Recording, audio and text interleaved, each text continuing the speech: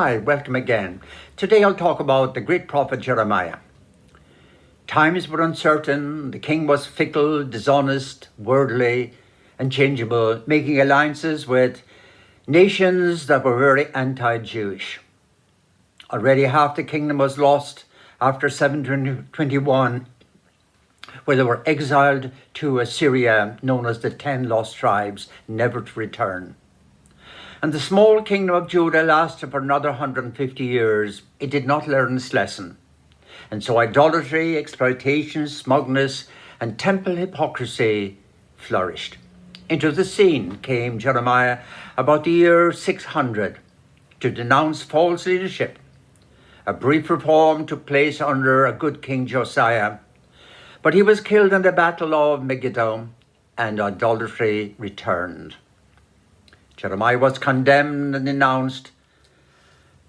He was ridiculed, called a traitor, and he was despised as a reformer. He was arrested and thrown into a well. Even his wife abandoned him.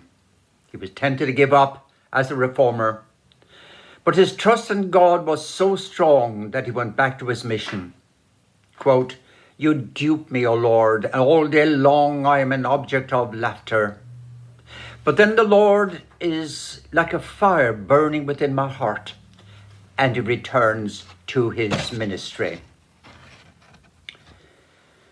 Sometime later, the Babylonians under Nebuchadnezzar came and burned Jerusalem and destroyed the temple and carried off the people into exile.